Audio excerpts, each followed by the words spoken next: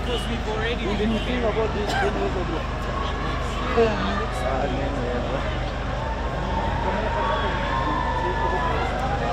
Yeah, we just mustn't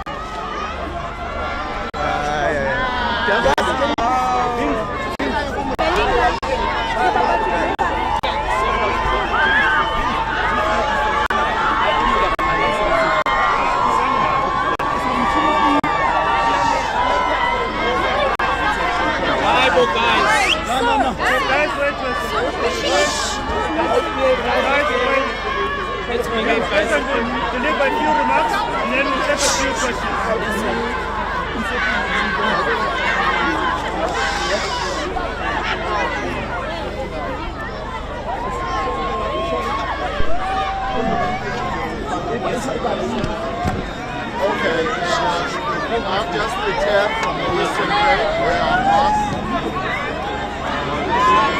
This function. Early in the morning I heard about this tragic event.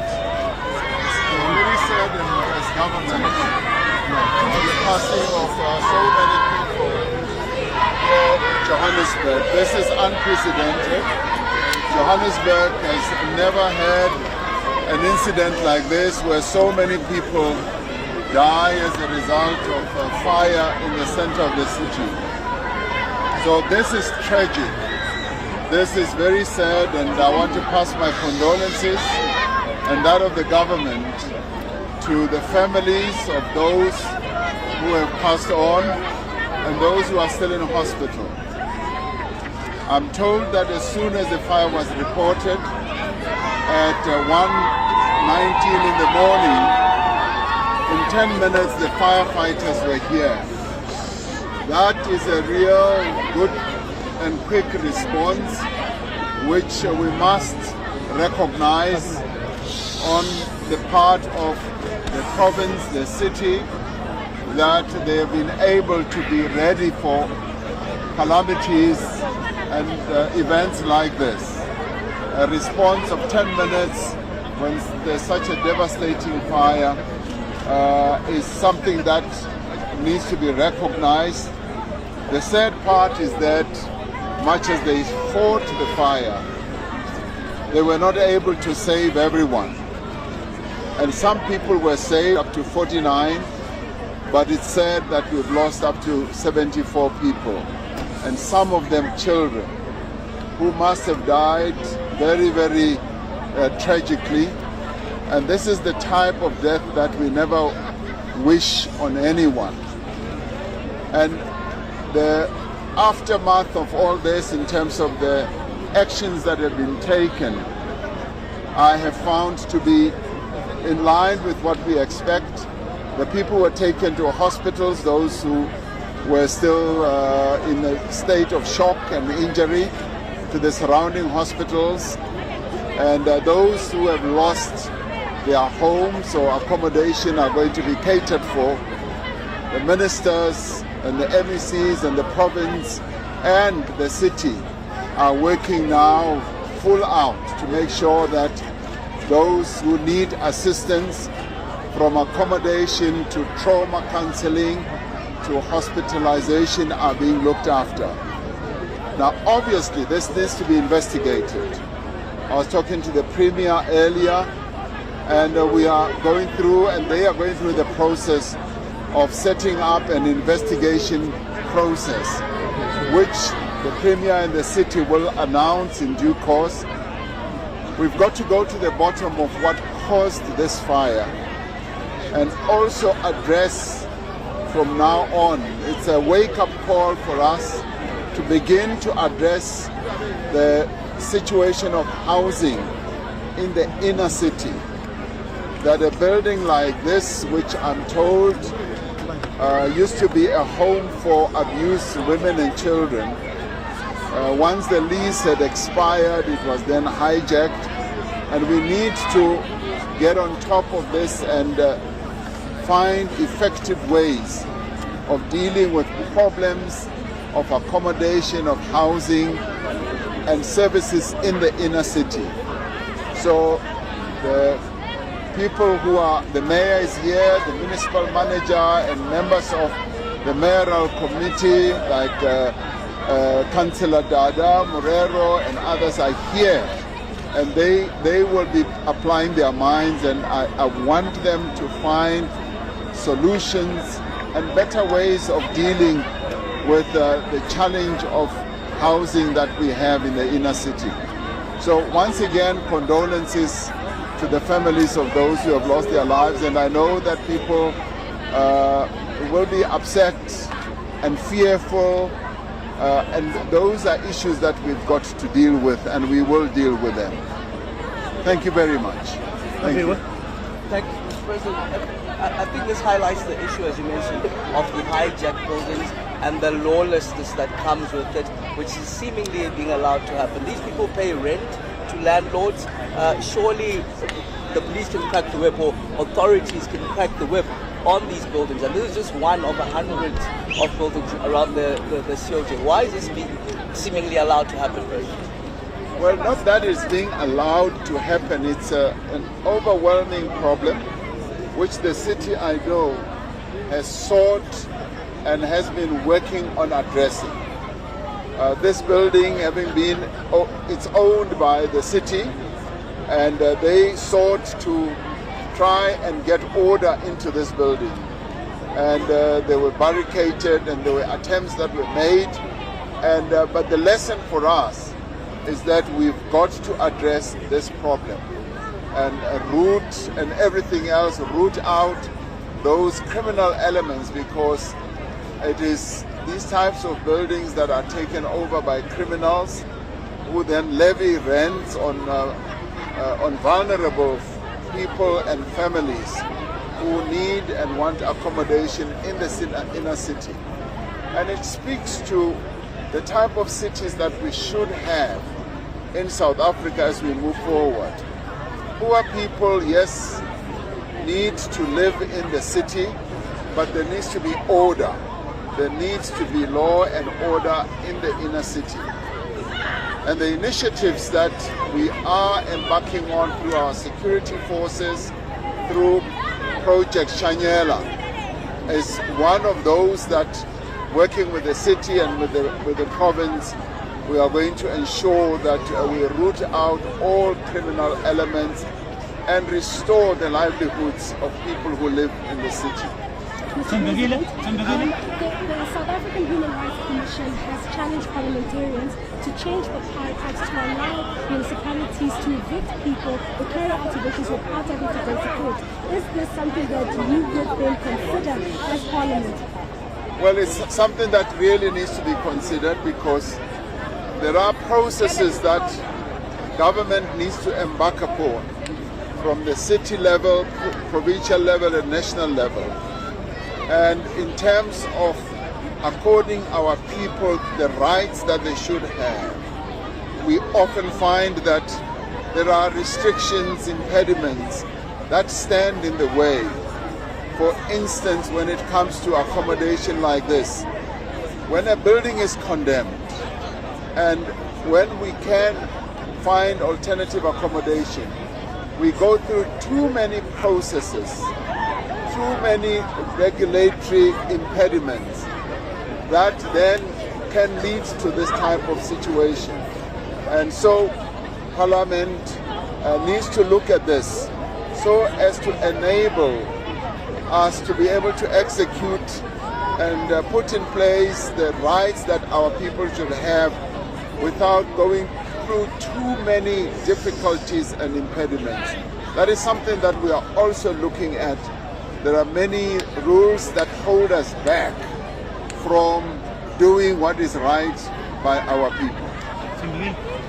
Mr. President, Tim Bekele from Newsroom Africa, when you talk about impediments, are you referring to the NGOs who've gone to court and said it's unconstitutional to evict people from these illegal buildings without providing them with alternative accommodation?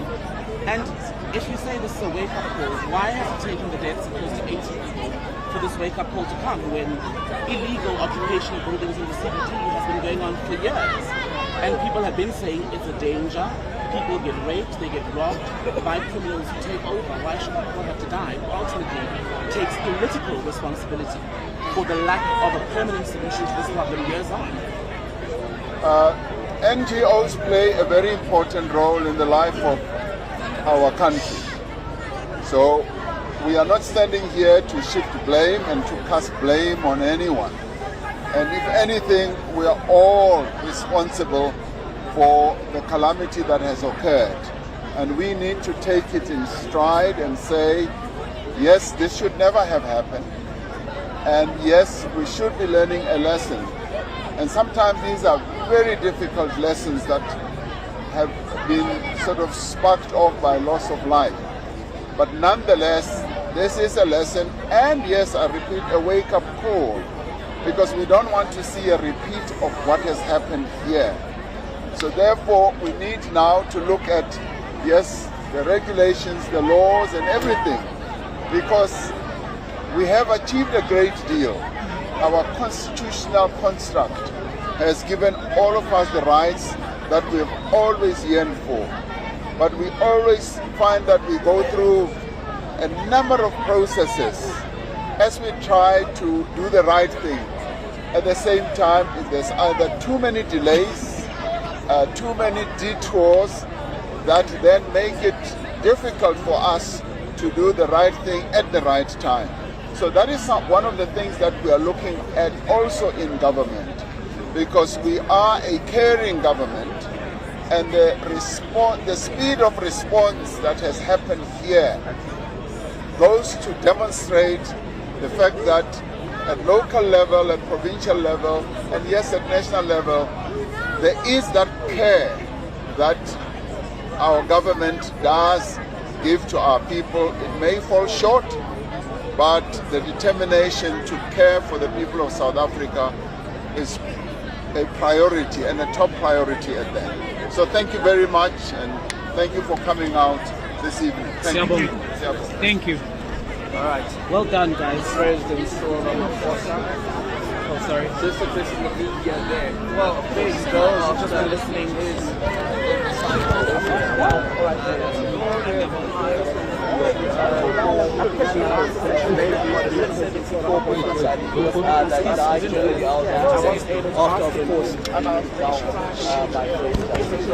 Now giving that problem. Various politicians criminals for their inability to deal with the housing problem in the inner city, especially around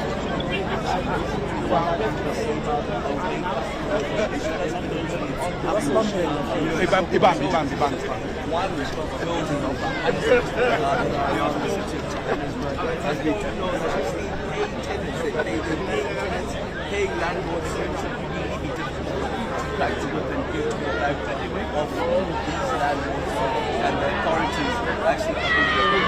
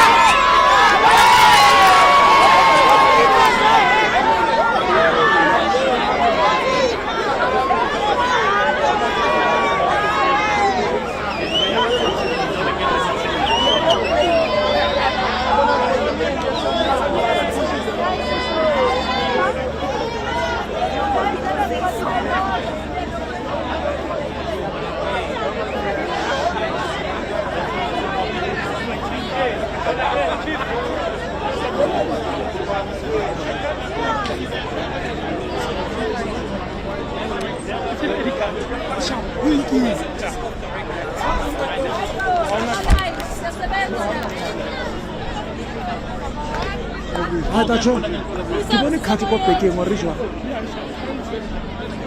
ko pekeng ka re ke bone kgati ya ke bone kgati ko ntho ya kgati o bukele yazi emotweni kune kgati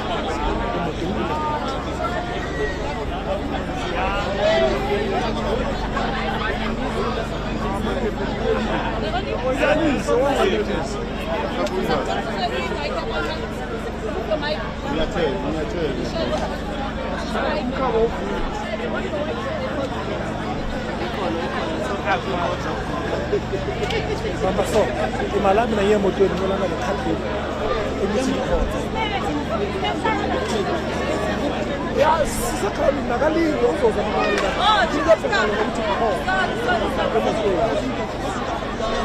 ufuna umsendele live location so that la isiyakhona asithole live Ngimsendele le location kamsela kanti kwemos.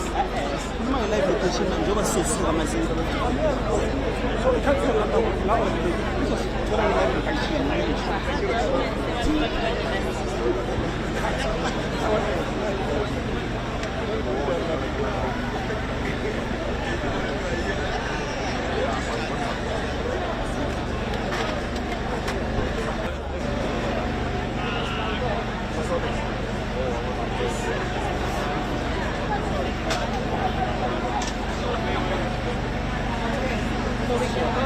Yeah, I think we should go.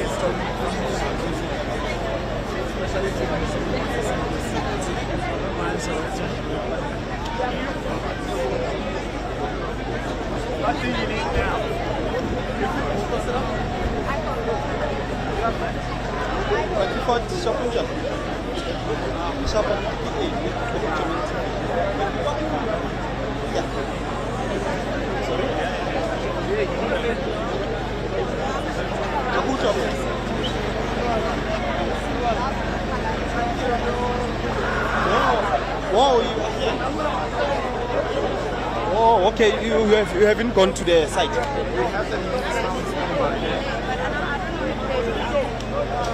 Oh, so only after you're gonna go there, after this. Oh, okay. Okay, please let me know, Makala. Yeah, because we are still here. Sure.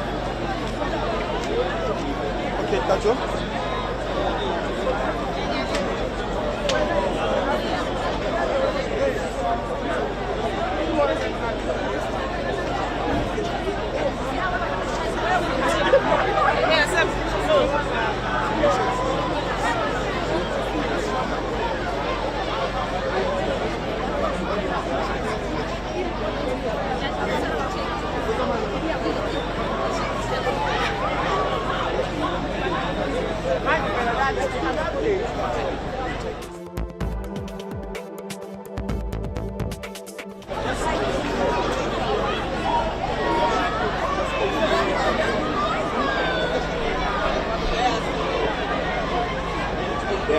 He gave them a directive that they must. After all is done here, then they're going to